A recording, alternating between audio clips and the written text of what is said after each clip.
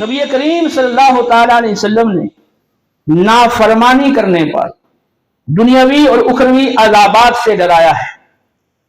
دنیا کے اندر اکثر و بیشتر جو عذابات آتے ہیں، مصائب و آلام آتے ہیں، حوادث پیش آتے ہیں، تو اس کی مین وجہ وہ انسانوں کے گناہ ہیں۔ جو نیک لوگ ہیں، جو معصوم ہیں، ان کی درجات کی بلندی کے لیے انہیں آزمائش میں ڈالا جاتا ہے، لیکن گناہگاروں کے گناہوں کا کفارہ بنانے کے لیے ان حوادث میں ڈالا جاتا ہے۔ سورۃ الروم میں اللہ رب العالمین کا ارشاد ہے، ظہر الفساد فی البر والبحر بما کسبت ایدی الناس لیذیقہم بعض الذی عملوا لعلہم یرجعون۔ خشکی اور تری میں، سمندروں میں اور میدانی اور صحرائی علاقوں میں جتنے فسادات ظاہر ہوتے ہیں، جتنے حوادث رونما ہوتے ہیں، یہ لوگوں کے برے اعمال کا نتیجہ ہے۔ اللہ تعالیٰ لوگوں کو ان کے بعد برے اعمال کا مزہ دنیا میں اس لیے چکھا دیتا ہے تاکہ وہ نافرمانی چھوڑ کر اطاعت کی طرف لوٹ آئے۔ وَلَنُذِيقَنَّهُم مِّنَ الْعَذَابِ الْأَدْنَىٰ دُونَ الْعَذَابِ الْأَكْبَرِ لَعَلَّهُمْ يَرْجِعُونَ۔ سورہ سجدہ میں فرمایا کہ ہم آخرت کے بڑے عذاب سے پہلے دنیا میں چھوٹا عذاب اس لیے دیتے ہیں تاکہ لوگ نافرمانی چھوڑ کر اطاعت کی جانب لوٹ آئے۔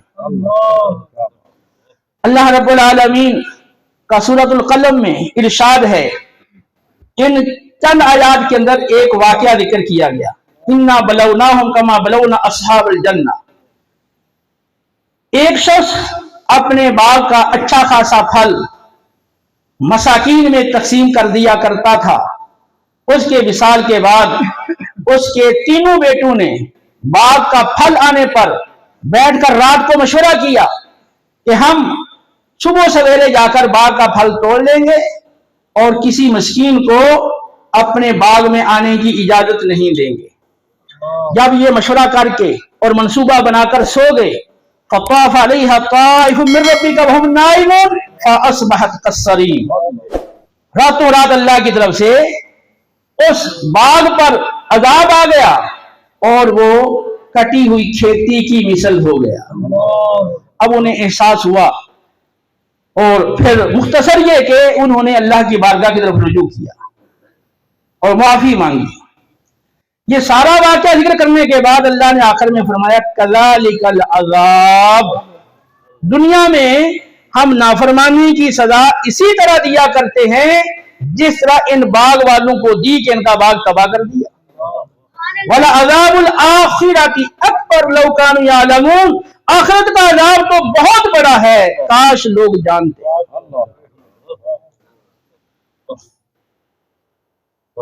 اللہ رب العالمین کا سورۃ التوبہ میں ارشاد ہے،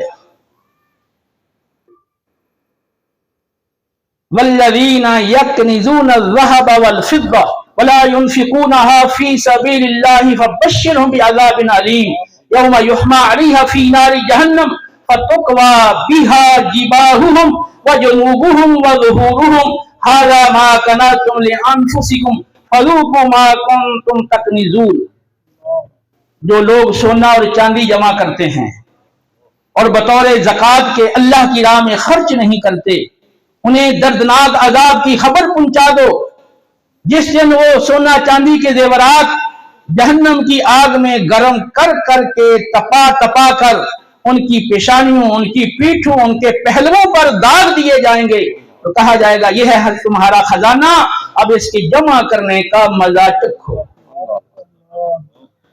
اسی طرح مختلف گناہوں کے اللہ رب العالمین نے سزائیں دنیاوی اور اخروی قرآن پاک میں ذکر فرمائی، اور رسول اللہ صلی اللہ علیہ وسلم نے ہمیں نافرمانی کرنے پر یہ آیات مبارکہ پڑھ کر سنائی ہیں، بحیثیت نذیر کے، بحیثیت منذر کے۔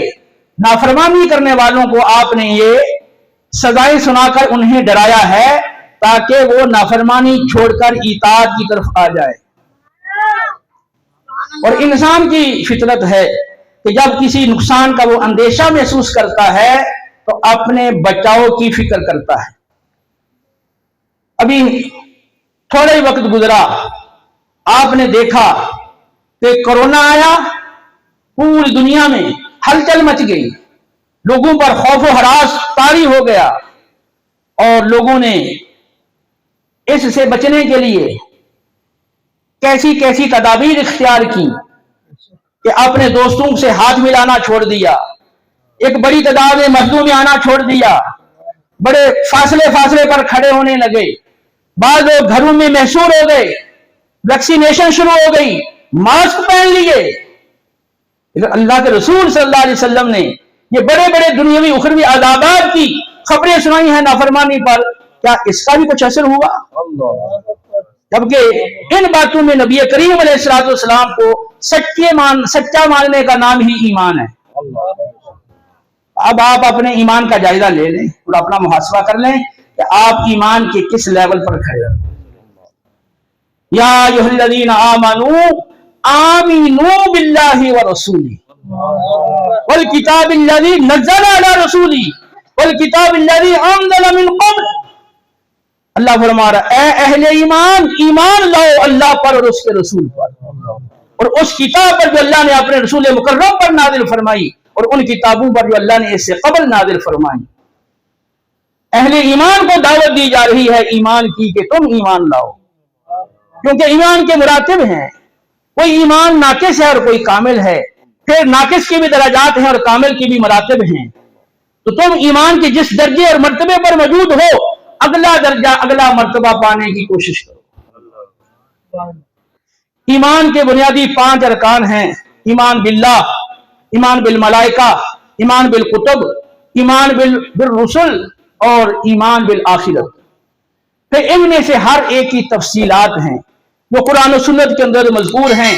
तो क्या आपने कभी ज़हमत गवारा की कि इनको भी सीख ले? आपके नजदीक सिर्फ केमिस्ट्री, बायो और कंप्यूटर साइंसेज और मैथ और इस तरह के उलूम व फनून की अहमियत तो है, और इनके लिए तो आप अपनी जिंदगियां फना करने के लिए तैयार हो। क्या कुरान और सुन्नत इस काबिल नहीं है? फिर आप बताएं कि हम किस तरह कामयाब होंगे।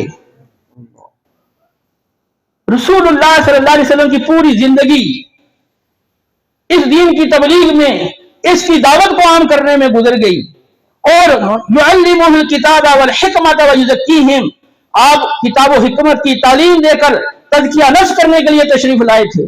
हुवल्लज़ी अरसला रसूलहु बिल हुदा व दीनिल हक़ लियुज़हिरहु अला दीनि कुल्ली, आप तो इसलिए आए थे ताकि दीन हक को तमाम दीनों पे गालिब फरमा दें। ये आपकी जिंदगी का मिशन था, और इसके लिए आपने अहले मक्का के कुफार की तरफ से बड़ी बड़ी अज़ियतें तकलीफें बर्दाश्त की, बड़े जुल्म सितम किए गए, बारहा आपको लहूलुहान किया गया और आपको खून से रंगीन किया गया। ये एक बार नहीं, कोई 2 बार नहीं, मुसलसल ऐलान नबूवत के बाद वाली 13 साल मक्की जिंदगी ये इन मुश्किलात से और इन तकालीफ से और कुफार के जुल्म सितम से भरी हुई है। फिर ताइफ के मैदान में आपने पत्थर खाए और लहूलुहान हुए, बुखारी की हदीस गवाह है, और गज़वा उहद में आपके दंदान मुबारक शहीद हुए, बुखारी की हदीस गवाह हैं। और फिर जो मदनी जिंदगी है वो भी मुसलसल 10 साल मदनी जिंदगी आखिर दम तक मुसलसल कुर्बानियों से भरी हुई है। नबी करीम अलैहिस्सलाम के सच्चे सहाब अहले बैत तहार अलैहिम रिज़वान शाना बेशाना आपके मिशन की तकमील के लिए और आपके दीन के गलबे के लिए आपके साथ रहे। उन्होंने भूखें बर्दाश्त की, उन्होंने प्यासें बर्दाश्त की, और उन्होंने सफर की सोबतें बर्दाश्त की, और उन्होंने मुख्तलिफ जंगों के अंदर तीरों के, नेज़ों के, तलवारों के जख्म खाए, अपने बच्चे कुर्बान किए, अपनी जानों के नजराने पेश किए, दीन की खातिर अपने वतन उन्होंने छोड़ दिए, हर तरह की उन्होंने कुर्बानी दी। हमने दीन के लिए क्या किया? आज मुसलमानों की अमली हालत आपके सामने है। हर तरफ फहाशी, उरियानी, बेहयाई, झूठ, धोखा, फराड, नातवल में कमी, रिश्वत, सूद, चोरी, डकैती, कत्ल गारत, वरासा के वरासत में हक मारना, कमजोरों पे जुल्म करना, बेइंसाफी और कता ताल्लुकी रिश्तेदारों से पड़ोसियों को इजा पहुंचाना, और कुरान और सुन्नत से दूरी, आखिरत से गफलत, ये सारी चीजें। और फिर जो कसर रह गई थी वो सोशल मीडिया ने आकर वो भी निकाल दी। اب دین اسلام کے احکامات کو مسلمان کس طرح پائمال کر رہے ہیں، وہ کوئی ڈھکی چھپی بات نہیں۔ کیا رسول اللہ صلی اللہ علیہ وسلم کا یہی ادب ہے؟ یہ ایمان کا حصہ ہے۔ رسول اللہ صلی اللہ علیہ وسلم کا ادب ایمان کا حصہ ہے،